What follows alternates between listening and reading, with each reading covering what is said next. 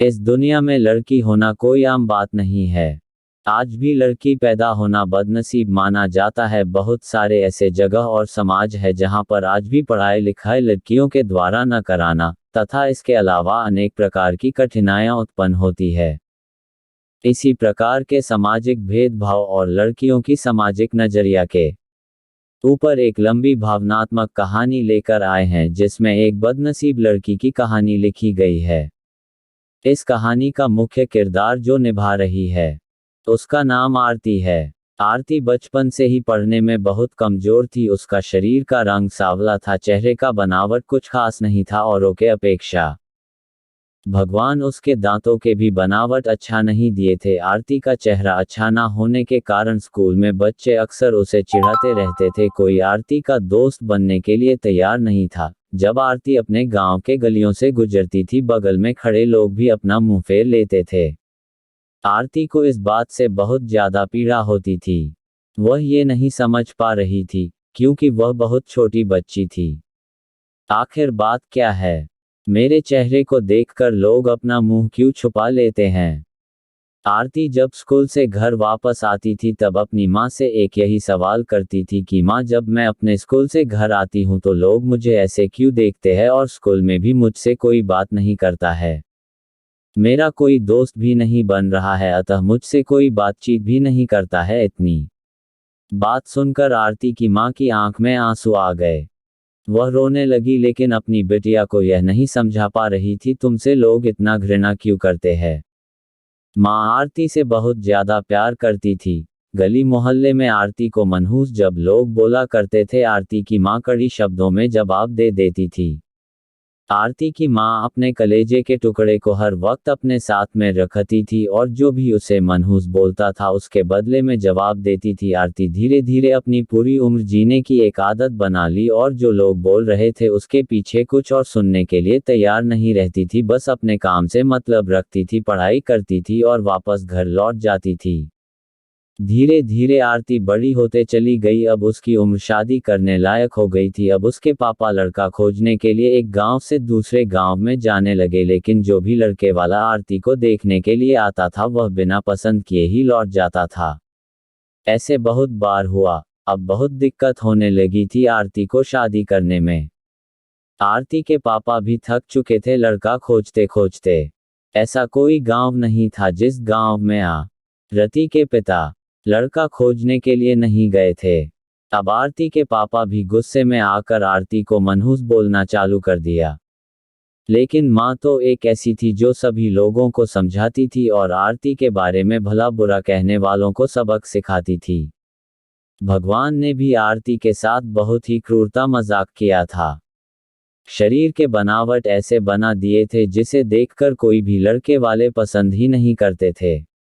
आरती भी इस बात को लेकर चिंता कर रही थी कि पापा मेरे लिए इतना दूर दूर तक जाते हैं लड़का देखने के लिए, लेकिन मुझे कोई भी लड़का पसंद नहीं करता है। आरती अपने कामों में ज्यादा व्यस्त रहती थी। वह खाना बनाने में बहुत ज्यादा समय देती थी। आरती की खाना बनाने में बहुत ज्यादा मजा आता था। आरती ने बहुत सारे खाना बनाने की रेसिपी के बारे में जानकारी हासिल कर ली थी। इसके लिए आरती ने किताबें, रेडियो, टीवी चैनल पर वीडियो देख ली थी। आरती के द्वारा बनाया गया खाना बहुत स्वादिष्ट और टेस्टी होता था। आरती की तारीफ उसके चेहरे से कोई नहीं करता था, लेकिन उनकी खाना बनाने का जो तरीका था, उनके खाना में जो स्वाद था उसका हर कोई तारीफ करता था। खाना बनाने में आरती के आजू बाजू जो भी औरतें थीं उन सभी औरतें में बहुत ज्यादा फेमस हो गई थी। जिस औरत को लगता था कि आज नया खाना बनाना है और कुछ नया आइडिया इसमें टेस्ट लाना है तो औरत आरती के पास में आकर जानकारी लेती थी। बहुत सारी औरत ये भी सोचती थी कि आरती के द्वारा बनाए गए खाने को हम सीख लें, लेकिन यह उन सभी के बस की बात नहीं था। आरती के हाथ में ऐसा जादू था जो आरती के इस कला को कोई सीख नहीं पाया। आरती का जीवन और उसका लाइफ चक्र उतार चढ़ाव में कटता रहता था। माता पिता और रिश्तेदार बहुत कोशिश कर रहे थे कि आरती की कहीं न कहीं शादी हो जाए। बहुत कोशिश के बाद माँ पापा ने एक लड़के वाले को मना लिया था। वे सब आरती को देखने के लिए घर पर आने वाले थे।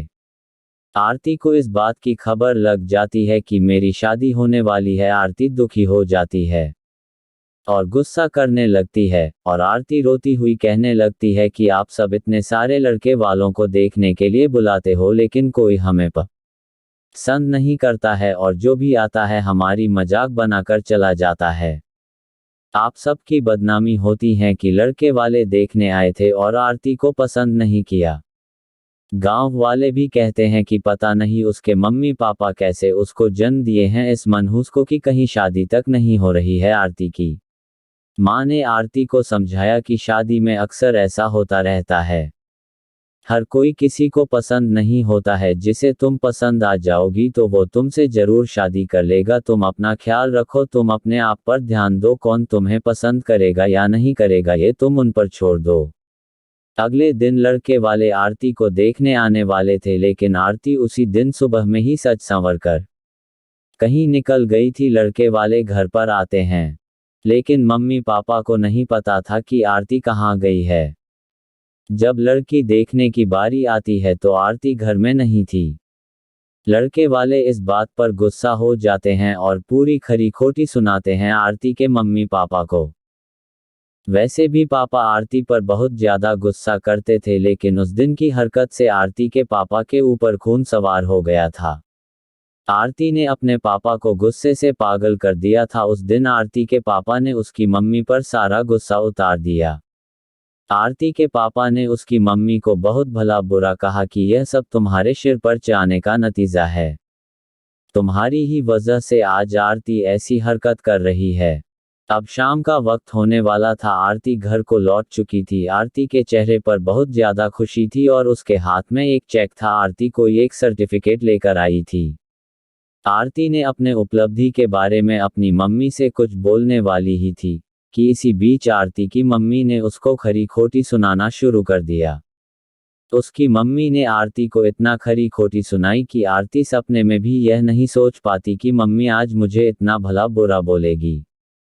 इससे पहले आरती की मम्मी ने आरती को इस तरह के शब्दों का उच्चारण नहीं किया था। आरती की माँ ने एक बात बोली आरती से कि बाकी सब लोग सही कह रहे थे कि माँ सच में मनहूस हो, आज तुम्हारी वजह से सब परेशान है। अच्छा होता कि तुम पैदा होते ही मर जाती, आज ये दिन हमें देखने को नहीं मिलता।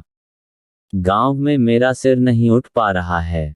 आरती इस वाक्य को सुनकर अवाक थी। वह कुछ बोल नहीं पा रही थी, क्योंकि जब आरती बोलने की कोशिश कर रही थी उसकी मम्मी के शब्दों से उसकी आवाज दब जाती थी। आरती चुपचाप निठुर भाव से खड़ी थी। आरती की आंख से आंसू बह रहे थे। आरती बिल्कुल व्याकुल हालत में खड़ी थी, वह कुछ बोल नहीं पा रही थी। आरती अपने माँ से एक ही सवाल कर रही थी, माँ क्या मैं इतनी बदनसीब हूँ कि मुझे आप मारना चाहती थी? क्या मैं मर जाऊँ? मैं इतनी बुरी हूँ? आप मुझे मारना चाहती थी? मैंने ऐसी क्या गलती कर दी है? आरती के द्वारा बोली गई एक भी बात का असर उसकी मम्मी पर नहीं पड़ा। आरती की मम्मी काम कर रही थी और गुस्से में आरती के ऊपर अनेकों बात का प्रहार कर रही थी। आरती निठुर भाव से अपनी मम्मी की ओर देख रही थी और उसकी बातों को सुन रही थी। आंख से आंसू बह रहे थे, लेकिन आरती चुपचाप खड़ी रही। आरती एक ही सवाल कर रही थी, माँ क्या आप मुझे मारना चाहते हैं? गुस्से में मम्मी ने भी बोल दिया हाँ। आरती बिना एक पल बिताए ही सीधा अपने कमरे में जाकर दरवाजा बंद कर लेती है। 1-2 मिनट के बाद में मम्मी का गुस्सा शांत होता है। तब आरती के मम्मी को अपनी गलती का एहसास होता है। उसकी मम्मी आरती के रूम की तरफ गई और दरवाजा खोलने के लिए बोली, लेकिन आरती ने अपने रूम को अंदर से बंद कर लिया था। आरती की माँ ने जब देखा कि आरती ने अंदर से दरवाजा बंद कर लिया है, आरती की माँ ने सोचा कि यह कोई गलत कदम ना उठा ले। इसीलिए आरती की मम्मी ने उसके पापा के पास तुरंत कॉल की, घर आने के लिए बोला।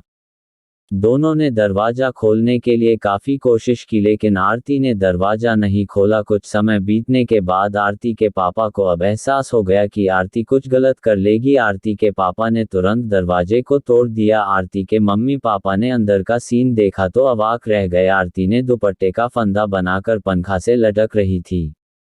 अभी ज्यादा वक्त नहीं हुआ था, वह सिर्फ बेहोश हुई थी।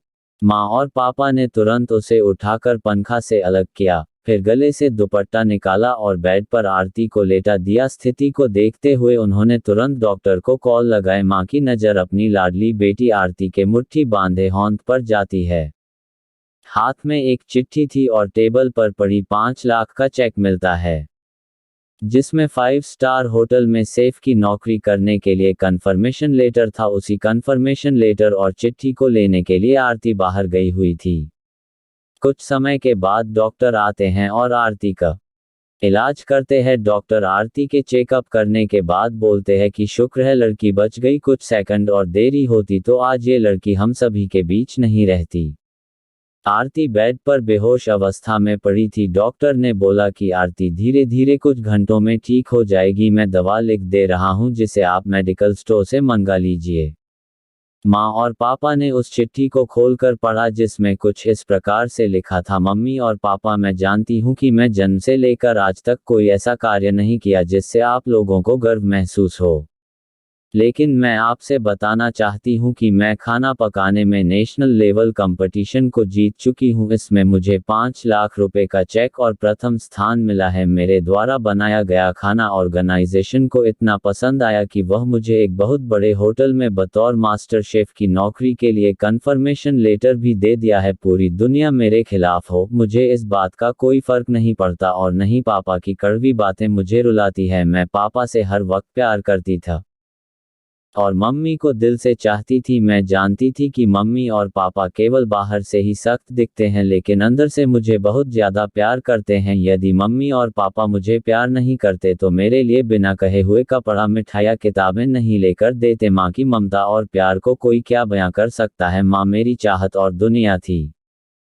पापा का प्यार मुझे बहुत सताएगा। मैं अब इस दुनिया को अलविदा कहकर जा रही हूँ। मेरी माँ, मेरे पापा इस दुनिया के सबसे खूबसूरत इंसान हैं। मैं जानती हूँ कि आपने कभी ना कभी भगवान से प्रार्थना जरूर की होंगी कि अगले जन्म में मेरे को ऐसी औलाद मत दीजिएगा, लेकिन मैं भी भगवान से प्रार्थना करती थी कि अगले जन्म में क्या 7 जन्मों तक मुझे आप जैसे ही मम्मी पापा मिले। और आज यही प्रार्थना कर रही हूँ। मैं उस भगवान के पास जा रही हूँ जिससे आप लोग बहुत पहले वहाँ पर भेजना चाहते थे। चिट्ठी में बहुत सारी इमोशनल बातें लिखी गई थी जिसे पढ़कर आरती के मम्मी पापा की पांव तले जमीन खिसक गई थी। आरती के मम्मी पापा बहुत पछतावा कर रहे थे और उनके आंख से आंसू बहुत ज्यादा गिर रहे थे। आरती बेड पर पड़ी हुई थी। उसकी माँ उसके सिर पर हाथ फेर कर रो रही थी। पिता को बर्दाश्त नहीं हो रहा था, वह भी आरती के लिए जोर जोर से चिल्लाकर रोने लगे। आज की इस लंबी भावनात्मक कहानी से हमें यही शिक्षा मिलती है कि हमें कभी भी दूसरे के बारे में कमेंट नहीं करना चाहिए। भगवान जो भी उस व्यक्ति को दिया वह कुछ सोच समझ कर ही दिए होंगे। दूसरे पर कमेंट करने से पहले खुद को भी देख लेना चाहिए कि हमारे अंदर कितना अवगुण है।